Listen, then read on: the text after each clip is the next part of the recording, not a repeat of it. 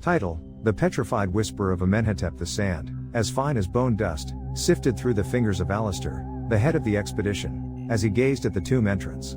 Decades of obsessive searching had culminated in this precise moment. The mortuary chamber of Amenhotep, a minor pharaoh of the 18th dynasty, whose name had been erased from history. The walls were covered in hieroglyphs, intricate and menacing in the flickering torchlight. What did they say? Evelyn, the team's Egyptologist, asked, her voice tinged with excitement. Alistair scanned the symbols. Warnings.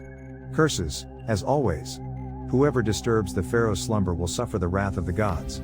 Nonsense, of course, but best to be careful. Evelyn, however, seemed disturbed. These aren't typical curses. They're different. They speak of a punishment beyond death, of eternal agony. Ignoring her apprehensions, Alistair gave the order. The stone door, sealed for millennia, screeched open with a blood-curdling sound, revealing a dark and suffocating passage. The smell of stale incense and damp earth was overwhelming. As they ventured deeper into the tomb, the atmosphere grew denser, more oppressive. The walls narrowed, the hieroglyphs seeming to watch them with invisible eyes. Each step resonated with a ghostly echo, fueling the feeling that they were not alone. Finally, they reached the main chamber. In the center, a black granite sarcophagus, adorned with gold and lapis lazuli, awaited. Alistair approached cautiously, fascinated by the magnificence of the find. "Prepare yourselves," he announced, his voice trembling with anticipation. "We're going to open the sarcophagus." With the utmost care, they lifted the heavy lid. Inside, wrapped in yellowing bandages, lay the mummy of Amenhotep. His face, emaciated but preserved, seemed to sleep a troubled dream. Evelyn gasped. "Look at this." She pointed to an obsidian amulet that hung around the mummy's neck. "It's not a common amulet. It's a protector against resurrection. Why would a dead pharaoh need that?" Before Alistair could respond, a guttural sound echoed through the chamber. A deep, terrifying groan, like the roar of a beast awakening from a long slumber. The mummy. The mummy was moving. His eyes, sunken and yellowed, slowly opened, revealing a gaze filled with ancestral hatred. His lips, parched and cracked, parted in a grotesque grimace. "Respect. My eternal rest," he rasped, with a voice that seemed to come from the depths of the earth. Panic seized the team. The archaeologists recoiled, stumbling over each other in their attempt to escape. But the mummy was surprisingly agile. He rose from the sarcophagus with a supernatural strength, the bandages falling at his feet as if they were streamers. Alistair, driven by the instinct of survival, tried to reason with the creature. "We don't want to hurt you. We're just here to study." The mummy did not listen. With a swift movement, he grabbed one of the team members by the neck and lifted him into the air. The man kicked and screamed, but the mummy's strength was unstoppable.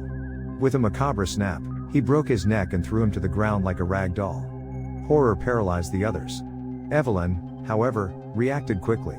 She remembered something she had read in the hieroglyphs. The mummy's weakness was sunlight. "Torches!" she screamed. "Destroy the torches. We need to flood the chamber with light." Despite their fear, some of the archaeologists obeyed. They extinguished the torches, plunging the chamber into near darkness. The mummy roared in frustration, his eyes glowing with a demonic fury. Then, Evelyn remembered that she carried a small mirror in her bag. She took it out, trembling, and pointed it towards the entrance of the tomb, where a faint ray of sunlight filtered through the opening.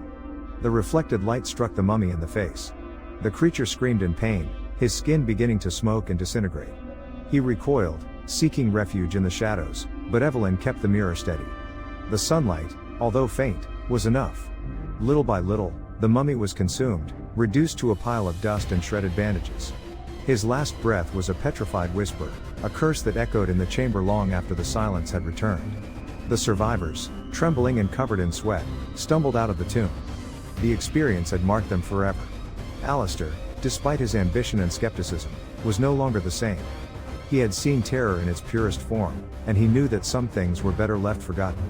Evelyn, for her part, felt tormented by guilt. It was her curiosity that had unleashed the mummy's wrath.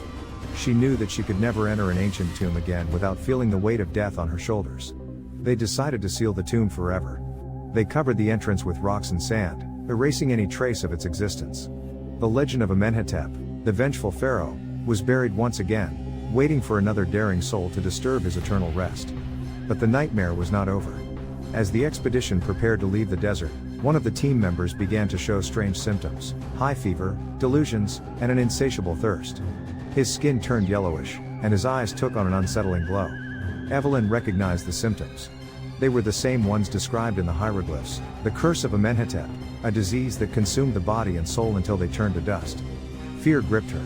She knew that the curse would spread, that they could not escape the pharaoh's wrath. The tomb was sealed, but the horror had been unleashed. On the last night in the desert, Evelyn heard a whisper in the wind. A guttural voice repeating endlessly, "Respect. My eternal rest." She knew then that the petrified whisper of Amenhotep would haunt her until the end of her days.